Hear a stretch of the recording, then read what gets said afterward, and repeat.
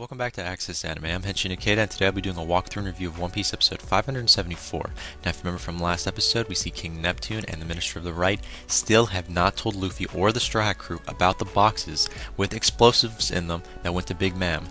So this is going to be a news shocker for Big Ma'am if she opens them up. Now, the only reason why they decided not to tell Luffy or the Straw Hat crew, they assume it's been 10 years, maybe they're not going to work. And they also were looking at Usopp and Chopper when they were all gloomy, and Usopp and Chopper, they were saying Big Mom's probably going to kill us and whatnot, so they really didn't want to give the Straw Hat crew any more bad grief, bad news and whatnot. Now, Robin is seen overhearing this conversation, and of course, the Minister of the Right and King Neptune noticed that as well, but we don't know what Robin knows, so she may know about everything we don't know. Just putting that out there. Now, we also find out, Straw Hat crew, they're not in Fisherman Island anymore, they are gone, out of there, and they're heading to the New World. But again, that was last episode, and this is a new episode, so let's dive right in. And again, I'll hold my final thoughts on my rating at the end of the clip, so stay tuned, but let's dive right in. Now, we open up the scene on Thousand Sunny, no longer at Fisherman Island, they're at sea now, or under sea per se, and they're heading for the New World. Now we see Frankie, Luffy, and Usopp, they're all on the deck, and we don't know what Usopp is making, but Luffy seems really excited. Now they're acting like a normal crew, and we never get to see this, usually, so this is a treat. But moving on to the meat and potatoes that I like to call the plus about this episode, Nami taking a shower. No, I'm just kidding, it's not the meat and potatoes, but I just wanted to say that. But yeah, Nami, she's taking a shower, she's got that little magical cloud hiding her, of course. Now Chopper, he's in the shower with her, well, not in the shower with her, but you know, in the same room, and Nami has no problem with this. I'm wondering, is it because she assumes he's like a pet, or because she doesn't recognize he's a guy? I just thought I'd point that out. Now we do see Brooke and Sanji kind of taking a peek. not the best kind of peek in my opinion, because you know what's going to happen. Nami sends over her cloud, and they got shocked. Now, I'll just point this out. Chopper, he assumes the clouds are like cotton candy. He was trying to eat them until he saw them shock Sanji and Brooke. So now he's not so thrilled about eating them. It's kind of funny. You gotta find the irony in that. But moving on, we're taken to a different scene. We actually see Usopp. He's making hooks for fishing. Notice that little brief slight pause and like fishing, underwater. Come on, what else are they going to do for food? I mean, it was that obvious. You know, Sanji's going to cook them, Usopp's going to make whatever it is, it's going to catch the fish, and Luffy's going to be the one that spots the fish and takes them out before they're going to be hooked. And then you've got, of course, you know, Zoro, he's going to slice and dice. It's kind of an interesting little assembly line they got going on. But sorry, I digress. Now we do see Luffy getting all excited when he sees what Usopp is making, because he sees a double hook line. Really big, not like one of the small ones. Big ones, because they're going to catch big fish. At least that's the assumption. Now we do see Luffy, he uses second gear to knock out an ugly fish. I mean, we saw two fish, then the third fish, an ugly fish. Knocks it out, it flips upside down, and it's dead. Literally, it's dead. And it actually looked like a person, kind of. So I don't know how you could eat something like that. Now again, he knocks the fish out, and then we see Usopp. He literally just throws out the his line, which was the double hook, and they catch it. And they're dragging it along. And while Usopp, he's got it hook, line, and sinker, literally. He's got this fish. Yeah. They catch the fish, and they're dragging it, but then another fish eats it. So now they've got two fish, you know, one side of another one, and it gets better. Then another fish, even bigger than the whole ship, eats that one. So now you've got three fishes. That was just hilarious. But moving on to a different scene, we actually see Zoro. He uses his one sword style, which was the 360-pound Phoenix, and it's to defeat the fish, this really big size fish, and it works. But now the whole Thousand Sunny is sinking kind of because of the weight. So probably not the best idea to keep these fish on the line, because where are you going to put them? But sorry, I digress. Moving on to a different scene, we see Luffy. He actually spots a white storm. At first, he assumes it's something else, like food. He wants to eat it. Not the best idea, but I'm glad Robin was there. Robin self-explains that it's a giant whirlpool, and it appears random, anywhere pretty much, and it's living like a dragon. So it's like a living dragon. So I thought I'd point that out. So Hopefully Luffy's not going to try to eat it. Now we do see Luffy. He says it's like the whirlpool of his dreams. Now I know what he meant by that. It means it can pretty much take him anywhere he wants. It's like one of the unknowns. Where is it going to pop up? You know, it's like it's your ticket to going to like someplace. As you know, I just thought that was kind of. At first it was a scratch on the head what he meant by that, but then I came up with my own assumptions on what he meant. So it does make sense why he would say that. I mean, it's Luffy. If it's the most dangerous situation, he wants to be there with a smile. But moving on, now we see Nami. Now she actually finally gets out of the shower and she's up top and she's like, we need to get away. She's like frantic. We need to get away. And then Nami just goes insane, ballistic, you name it. That's Nami for you. She says, leave the fish.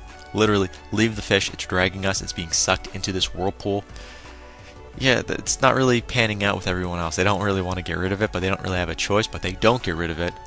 And she also tells Frankie to coup de burst, but he mentions, yeah, it's too late. We can't do a coup de burst. So you're out of luck there. Now we are taken to a different scene. Now we see they're now in the White Storm. They've been sucked into this whirlpool. It doesn't look too bad, although, you know, they're kind of bouncing around. And Robin's explaining there's been no record of anyone surviving this. So if they survive, they'll be the first in history, apparently, to at least Robin's knowledge. And she's an archaeologist, so of course she'd probably know. Now, all of a sudden, now they hit something. They bump into something. We don't know what, but it bumps them right out of the whirlpool, and they stop. They come to like a sudden halt. And I thought that was kind of interesting. Like, we don't know what did they bump into. I mean, really, what did they bump into? Now, it's called they see a black wall. That's what's in front of them. So I was like, what? What? A black wall in the middle of the water? Yeah, they're whales, and a lot of them. A lot of them. We're talking about hundreds of them, probably. Now, what's interesting is they all look like Laboon. Those little scratches on the front of the head. That's right, Brook's friend. Now, Brook, he's going crazy. We do a flashback of, you know, Laboon. He's like, Laboon, it's Laboon. It's not Laboon. They're Laboon's possible family. That's what's being pointed out. So it's not Laboon. Because, you know, if it was Laboon, you'd see Laboon making that certain noise he makes, you know, and actually noticing it's Brook. But no, they're not Laboon. Laboon's family, probably. Just pointing that out. But moving on, we're taking to a different scene. A really interesting scene. We see Sanji's like, roll call. He's frantically looking around. He's like looking at all the able-bodied people on the ships. Like, roll call. Okay, ready? Robin, like here. Nami, here. Okay, that's everyone. It's like, wait, you got 6 more people. Oh man, he's always thinking about the women. Seriously, he didn't even think about his captain. Well, then again, it's Luffy, but still. Now, we are taking to a different scene, actually, and it looks like we're taking to a scene with the whales. They're making noises, they're looking around. At least that's what we get to see. Now, Brook, he starts to sing, literally. He's singing to the whales. Not like, you know, that song he sang with Laboon. Now, he does ask the whales, I thought this was interesting, before he starts singing, he asked the whales about a calf lost 50 years ago, and we see one whale turn that whale's eye to the ship where, you know, Brook's on. So I'm wondering if they actually heard him. Now, again, Brook starts playing his music that he used to play for, you know, Laboon when he was with the Rumbar Pirates. So it was amazing. I love hearing him play. It's amazing music. I love it. Amazing.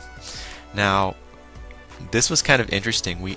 The whales are actually as soon as, you know, he starts playing, all the whales hear him, and they're bringing them to the new world, the surface. Ironically, huh?